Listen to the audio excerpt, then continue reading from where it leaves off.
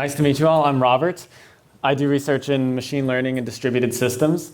And I'm going to tell you about Ray, which is an open source project we've been building at Berkeley along with a number of collaborators outside of Berkeley as well. So Ray is an open source project. It's being used by a bunch of different companies of different sizes, and both in research and in production and for many different use cases. So I'm going to tell you a little bit about why we're building this project and what sort of the intended use case is. So at its core, what we're building is a distributed system, a general purpose distributed system that's capable of supporting all of the different computational patterns and applications that arise in the machine learning ecosystem. So everything from data collection and data processing to model training, prediction serving, hyperparameter search, and so on. And I'll say more about this in a little bit. So in addition to the core system, we're also fleshing out the ecosystem and a collection of libraries on top of Ray, which implement and support these workloads. So why are we doing this? Well, here's a depiction of the distributed computing landscape today from a very machine learning-centric perspective. So you have special purpose systems for a number of different important workloads. If you want to do distributed training, you have systems like Horovod or distributed TensorFlow for doing that. If you want to do stream processing, you have systems like Flink or other systems for doing that. If you want to do model serving, taking a trained model and sending predictions or recommendations back to some application, we have model serving tools for that.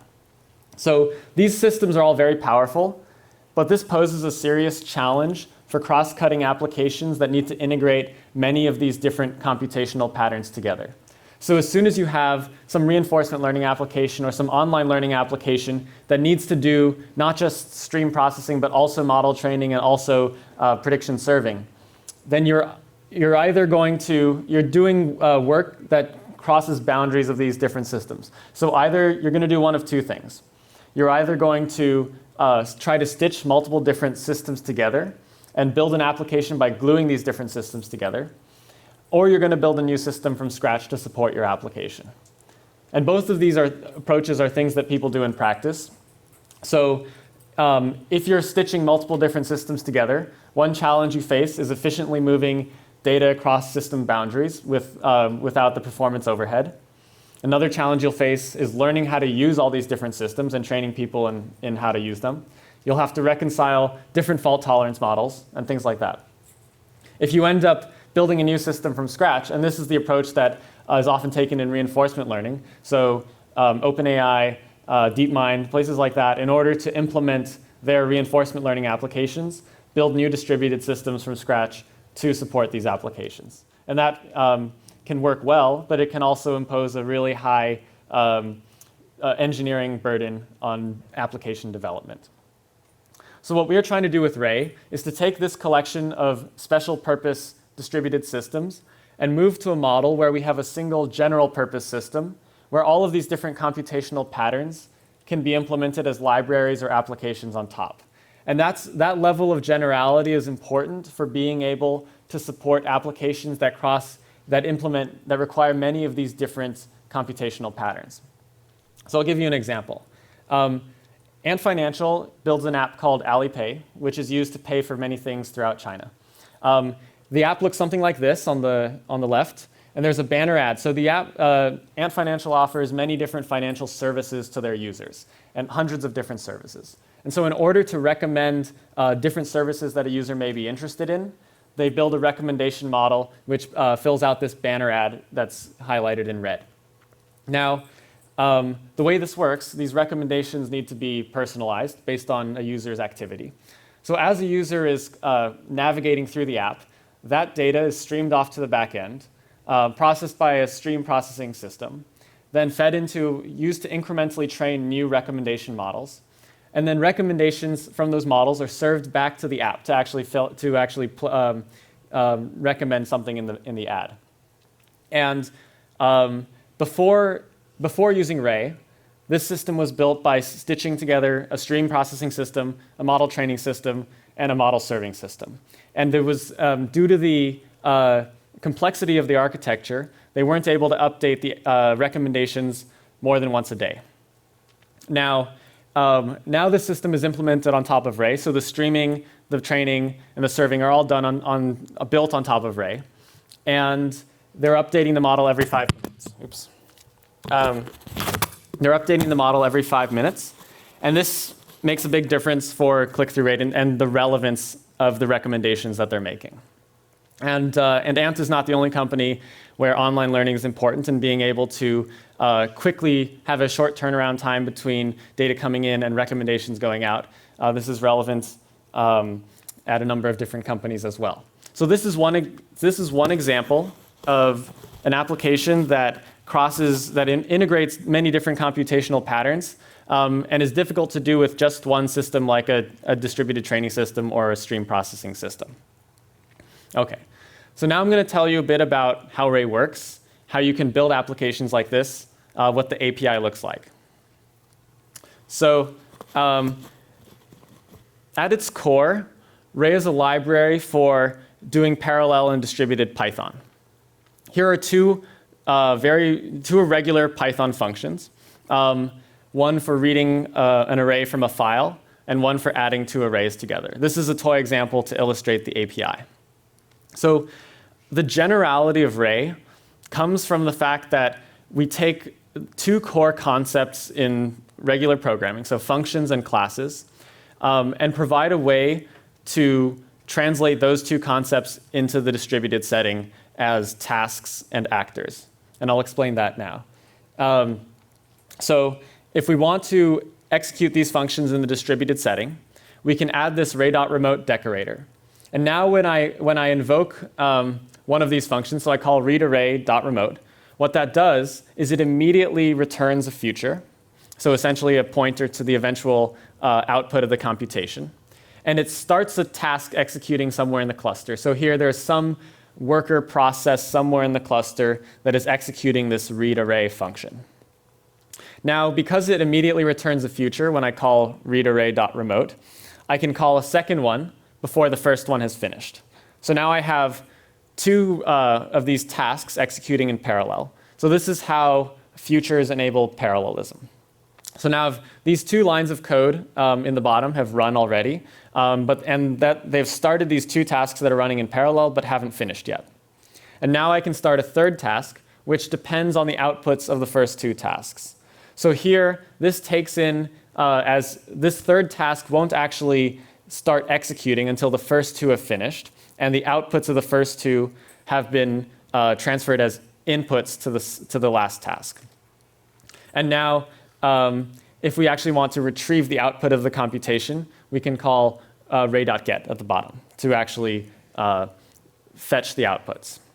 So this is, if you're familiar with the concept of futures or composable futures, that's exactly what's going on here. It's a very powerful concept, and you can implement a lot of different workloads and applications this way. So one thing this doesn't do, however, is it doesn't let you share mutable state between multiple different tasks. And that's very important for a lot of machine learning applications or reinforcement learning applications. This state that needs to get shared between tasks occurs in the form of neural net weights or simulator states or things like that. And when you're programming when you're writing Python scripts on your laptop, the natural way to encapsulate state is by using Python classes. And so we provide an actor abstraction. We take regular classes and add this ray.remote decorator. And that lets us essentially take a Python class and spin it up as an actor or a service somewhere in the cluster. So now when I create an instance of this class, that starts a new process which has a copy of this object. And now method invocations on this object turn into tasks that are executed remotely on the newly created process. And this is, of course, a toy example where I have a counter object which has a value that can get incremented by 1 every time you call the method. So this is the bulk of the API. There are essentially two concepts. We take functions and classes and translate those into the distributed setting. And that's important for generality. If you think about distributed systems like Spark, the core abstraction in Spark is essentially a data frame or a data set. And you can transform the data set and perform a number of operations that way.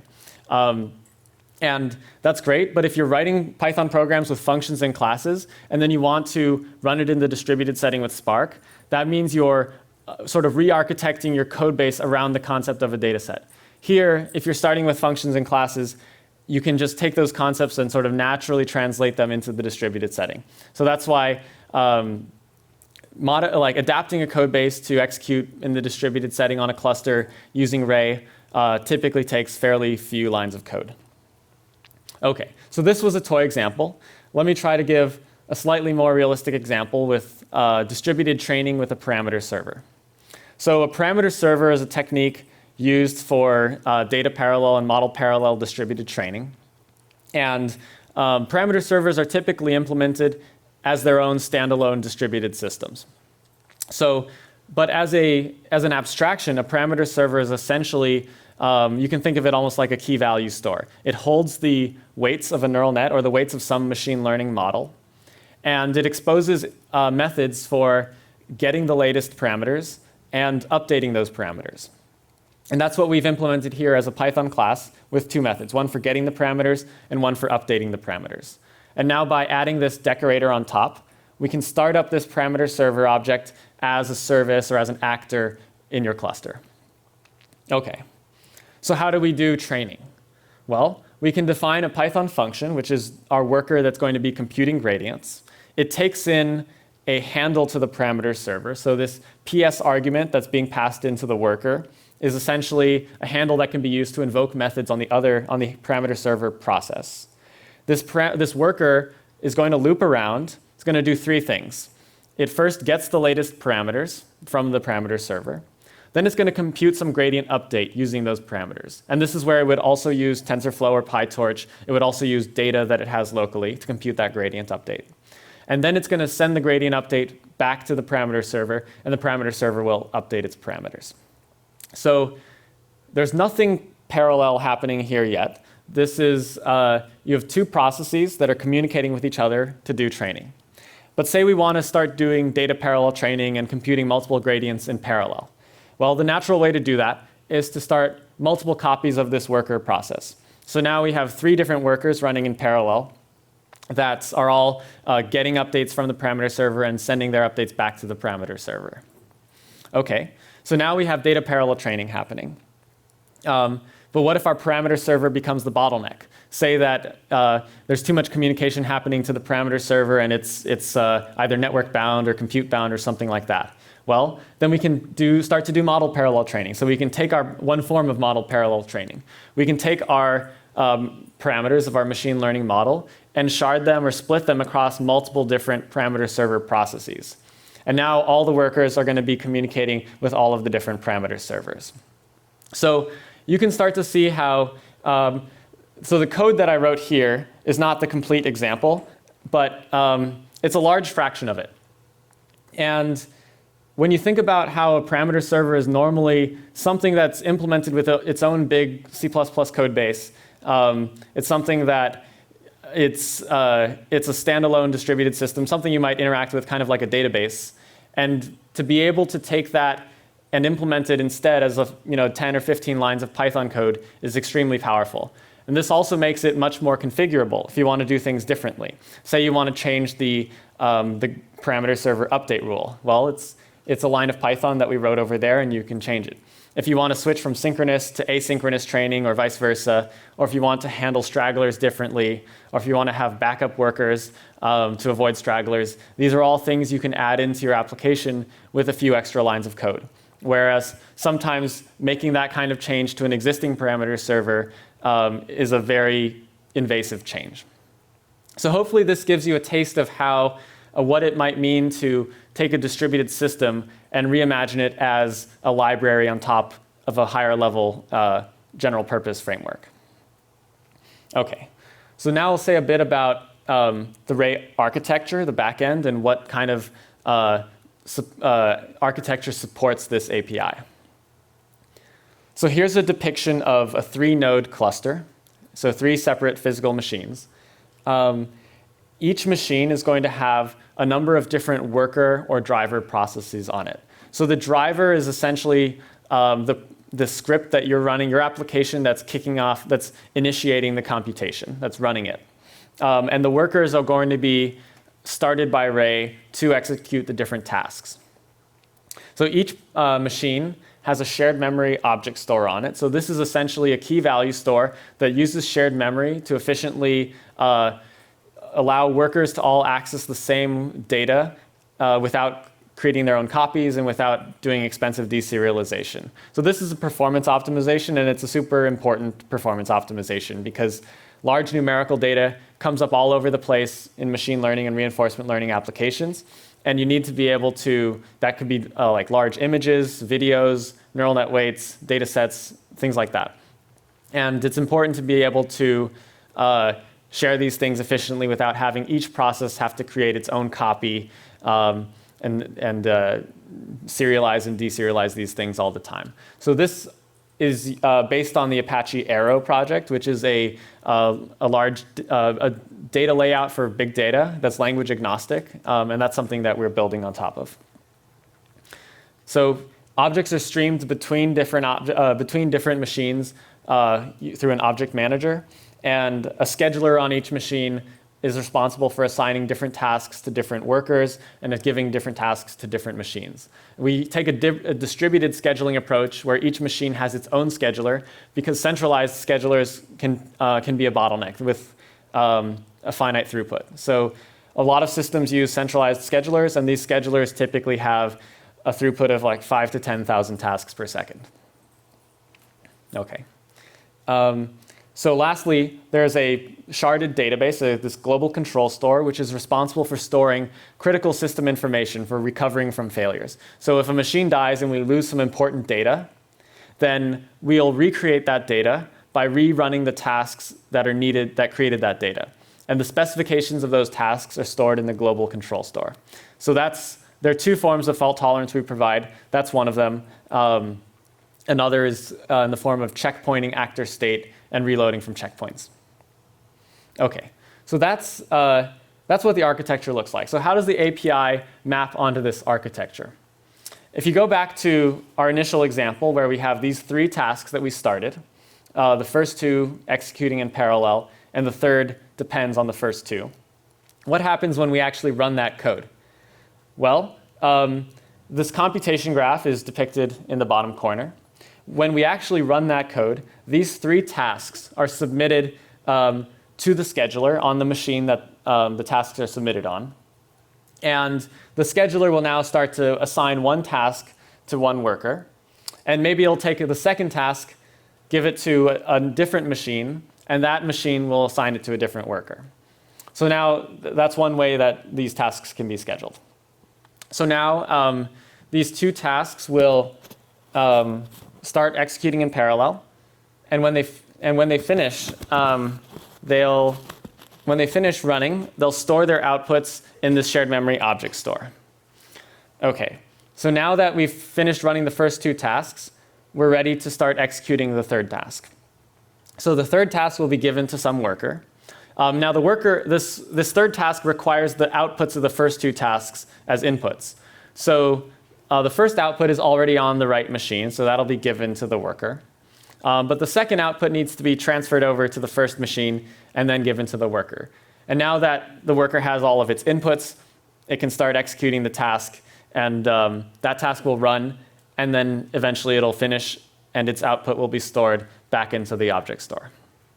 And so now that that's done, the last thing that will happen, and this is actually done asynchronously, is that the specifications of these tasks are stored in this persistent global control store to be able to recover in the event of failures.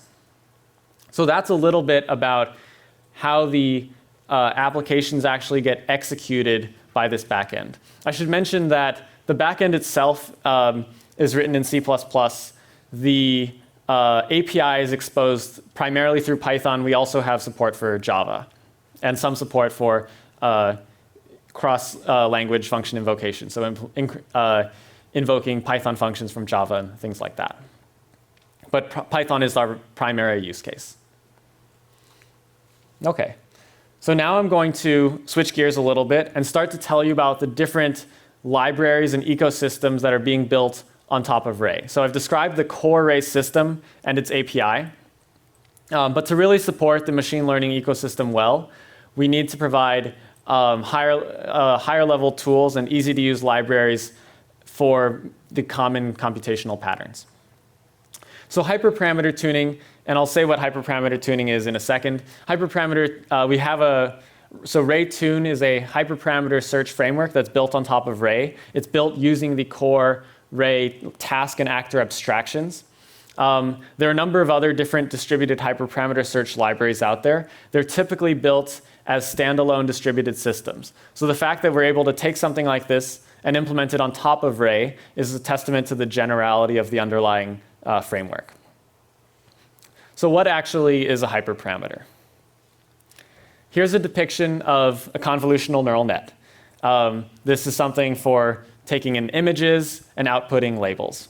And convolutional neural nets are super powerful. They're responsible for a lot of the advances in computer vision recently. And we all know how long it can take to train these models. But one thing that's less well known is how much time is spent getting these architectures right and designing the architecture and to be just right. So there are a number of different choices that go into designing this neural net architecture. You can see there are all these different boxes. They have different sizes that need to be chosen. We have to choose the number of hidden units in each layer, the sizes of the window sizes for these convolutions, the rate at which we downsample, the number of pixels we skip in our convolutions. The optimization algorithms also have hyperparameters, things like the learning rates or the momentum that we're using. So all of these different choices have big implications for the performance of the overall model.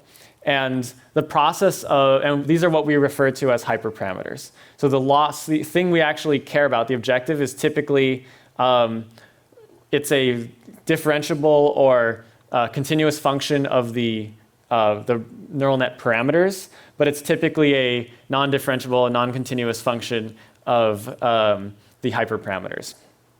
And so hyperparameter tuning is important, but it's time consuming. And tuning all of these knobs can make a big difference for the overall end accuracy.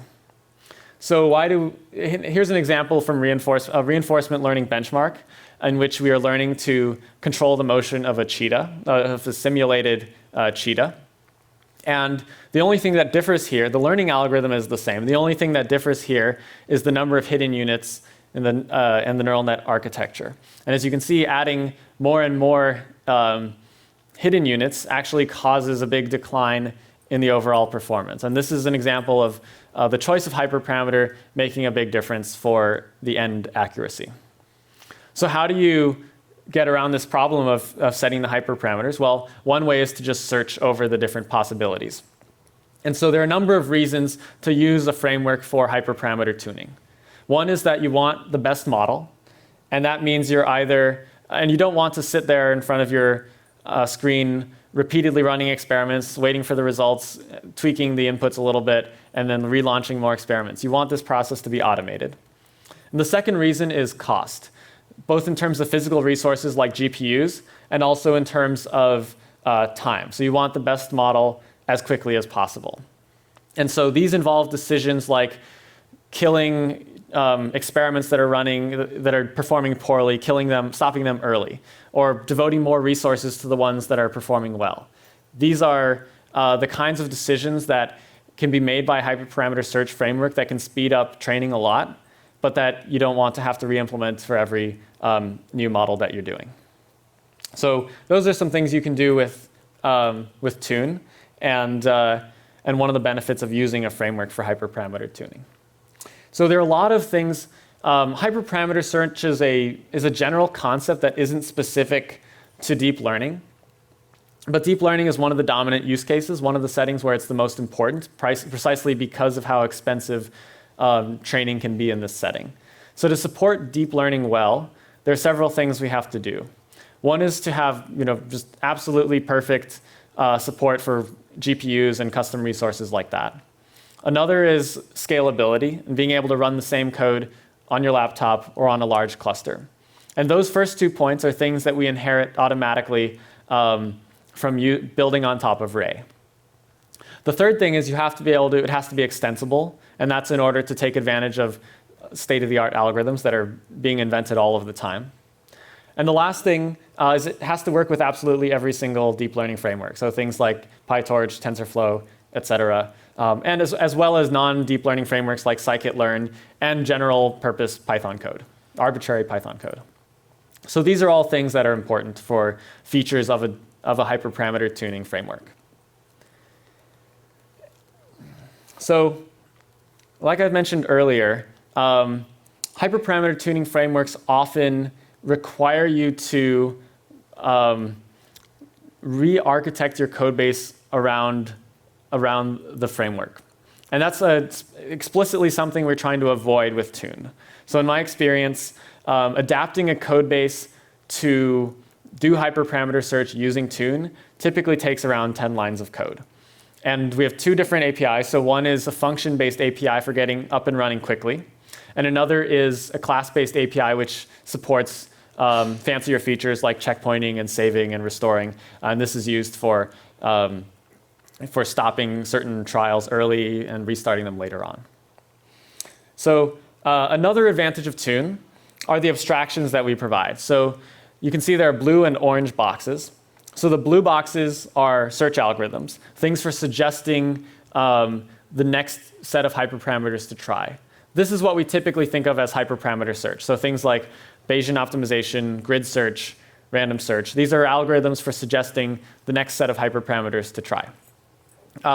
Then we have these orange boxes, which are trial schedulers, which essentially specify how the execution is performed. So orthogonal to what hyperparameters we should try. This specifies the details of which trials we should devote more resources to, which ones we should stop early, and things like that.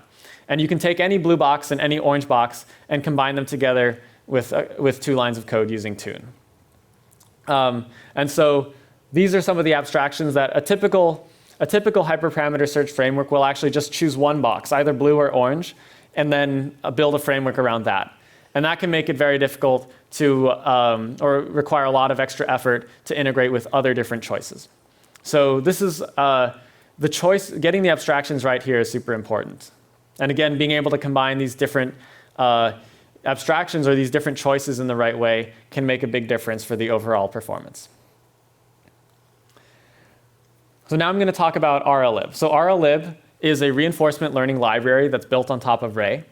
Here is where it sits in the overall stack. So it sits alongside Tune and our other libraries that we're building. It's built on top of the core Ray task and actor abstractions.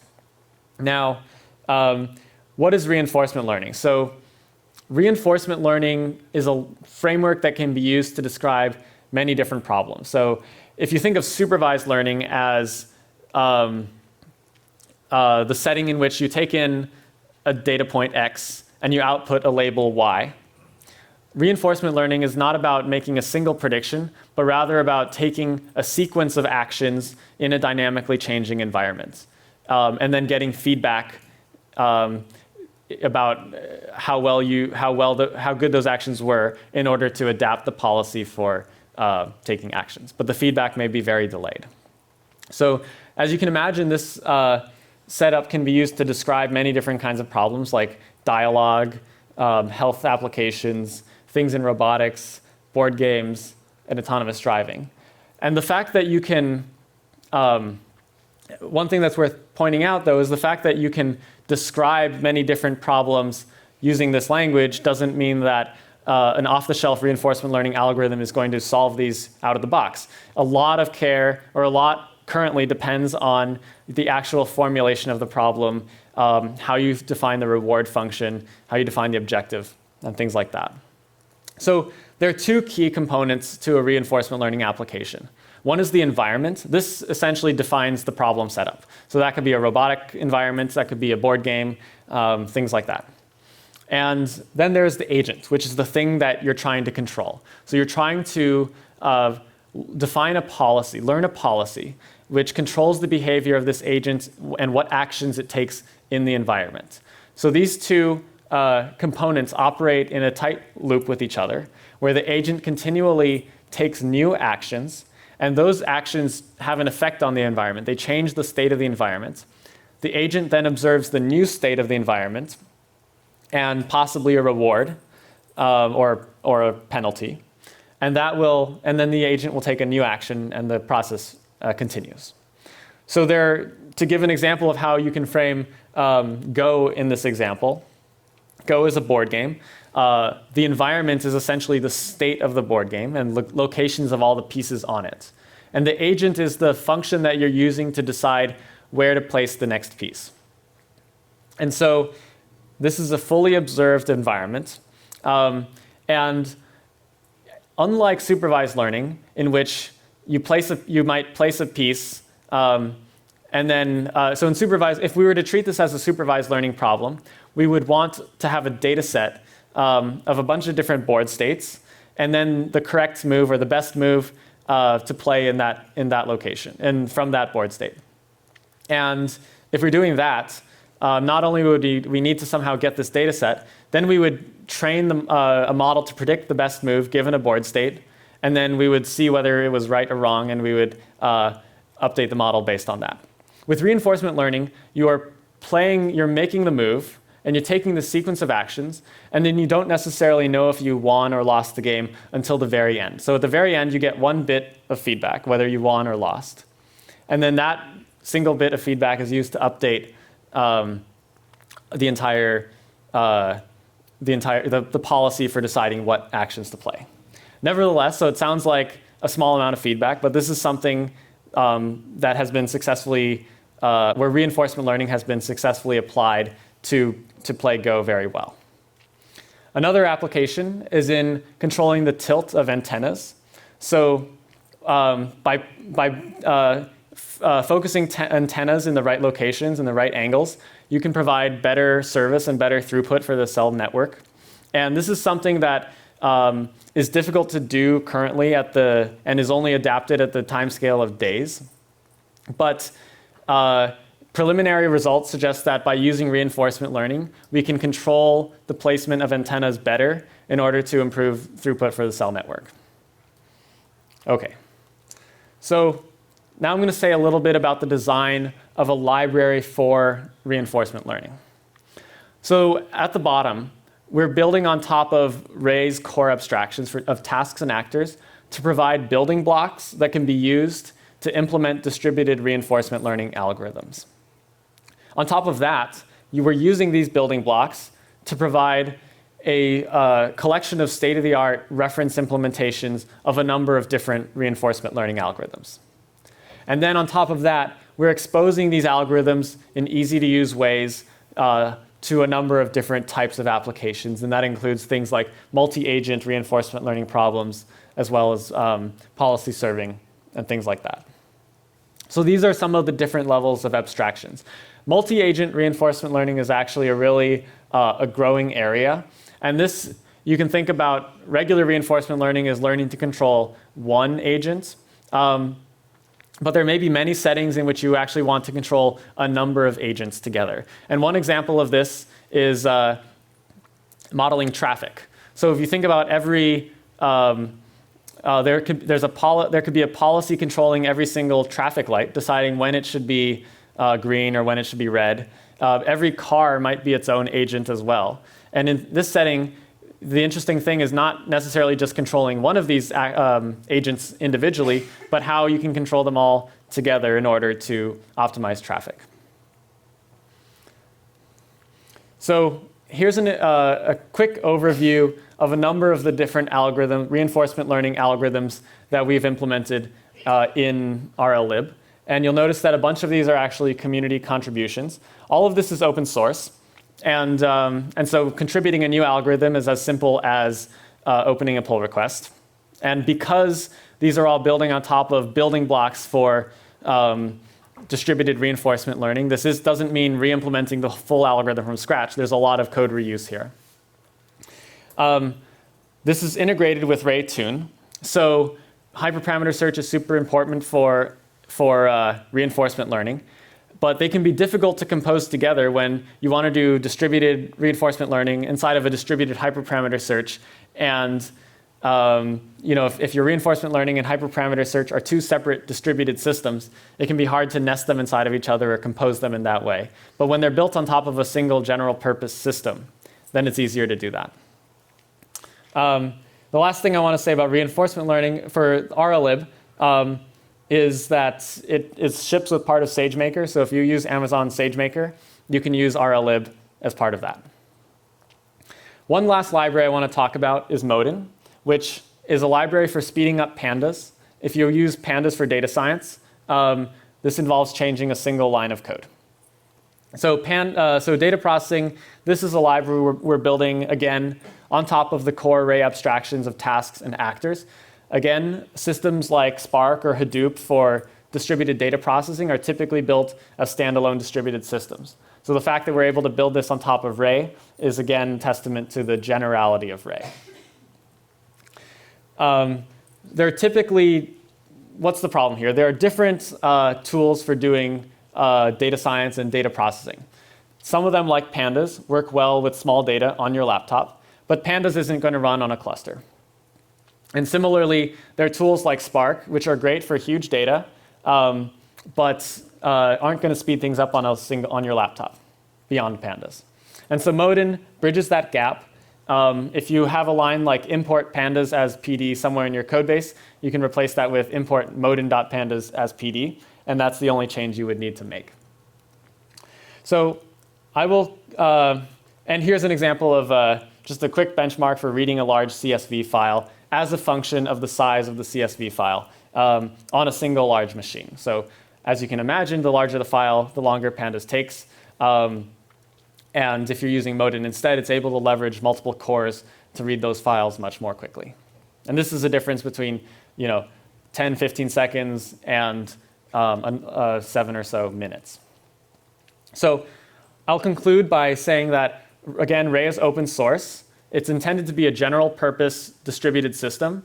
And we've seen that we can take things that are traditionally standalone distributed systems like reinforcement learning, hyperparameter tuning, distributed data processing, and implement all of those as libraries on top of Ray. And what that allows is that applications that need to combine these different things can do so on top of Ray. We can implement and support these cross-cutting applications that touch many different computational patterns. So it's all on GitHub. I'd encourage you to check it out. Thanks a lot. Really good talk. Thanks for sharing it. So would you advocate Ray's use even in single terminal settings just because you can use Python across multiple cores? So yes, if you have more than one or two, if you have certainly for large machines, if you have more than 4 cores, then absolutely. So a typical way that we'll do development is we'll start just prototyping things in Python, single-threaded.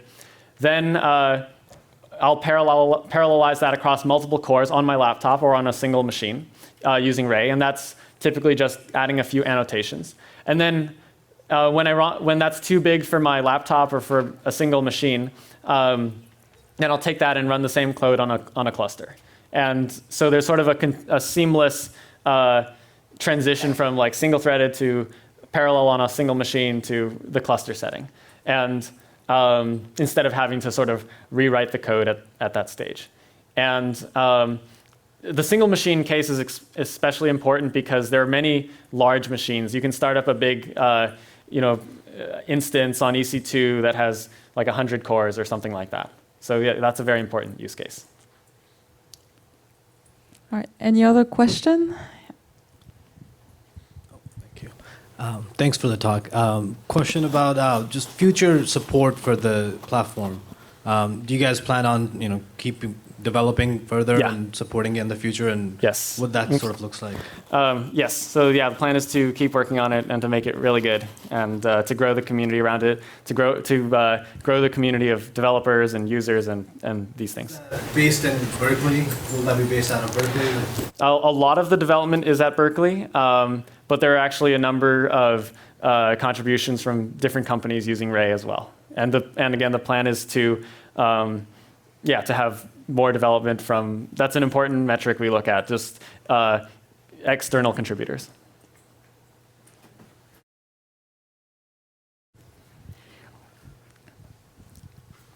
Is the plan to take this to like an Apache or Linux foundation, or is it? We are open to it if there's a compelling reason, but so far it hasn't seemed to be necessary.